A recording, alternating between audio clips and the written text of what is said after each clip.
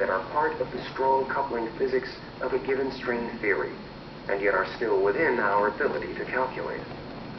The calculation of these properties, which necessarily transcends the perturbative framework, has played a central role in driving the progress of the second superstring revolution and is firmly rooted in the power of symmetry.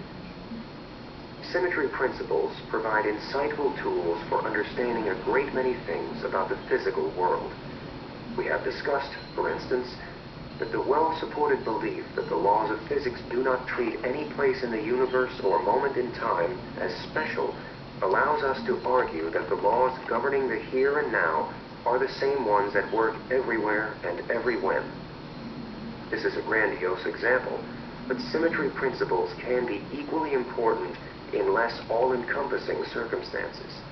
For instance, if you witness a crime but you were able to catch only a glimpse of the right side of the perpetrator's face, a police artist can nonetheless use your information to sketch the whole face.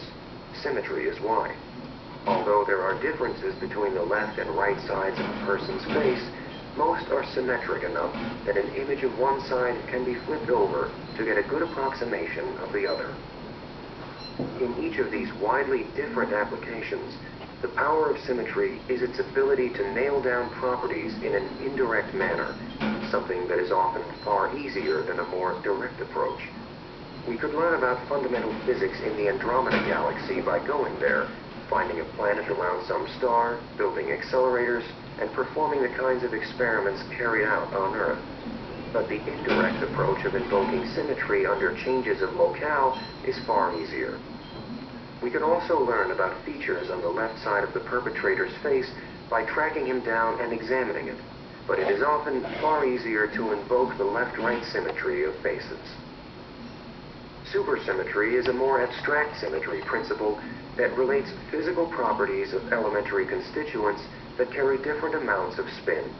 At best, there are only hints from experimental results that the microworld incorporates this symmetry, but, for reasons discussed earlier, there is a strong belief that it does. It is certainly an integral part of string theory.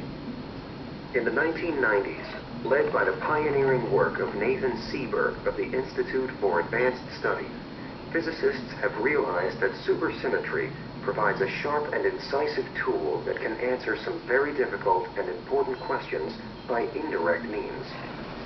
Even without understanding intricate details of a theory, the fact that it has supersymmetry built in allows us to place significant constraints on the properties it can have. Using a linguistic analogy, imagine that we are told that a sequence of letters has been written on a slip of paper, that the sequence has exactly 3 occurrences, say, of the letter Y, and that the paper has been hidden within a sealed envelope. If we are given no further information, then there is no way we can guess the sequence. For all we know, it might be a random assortment of letters with 3 Ys, like MVCYJODKX and so on, or any one of the infinitely many other possibilities. But imagine that we are subsequently given 2 further clues. The hidden sequence of letters spells out an English word, and it has the minimum number of letters consistent with the first clue of having 3 Ys.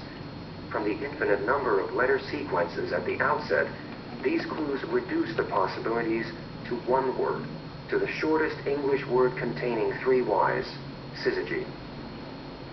Supersymmetry supplies similar constraining clues for those theories that incorporated symmetry principles.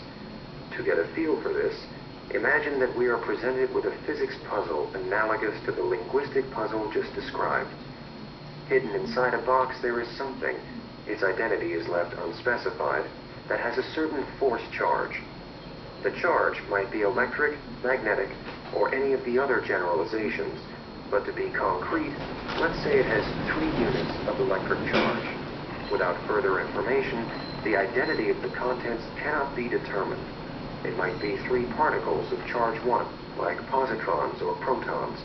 It might be 4 particles of charge 1 and 1 particle of charge -1, like the electron, as this combination still has a net charge of 3. It might be 9 particles of charge 1/3, like the up quark, or it might be the same 9 particles accompanied by any number of chargeless particles, such as photons. As was the case with the hidden sequence of letters when we only had the clue about the 3 Ys, the possibilities for the contents of the box are endless. But let's now imagine that, in the case of the linguistic puzzle, we are given 2 further clues. The theory describing the world, and hence the contents of the box, is supersymmetric.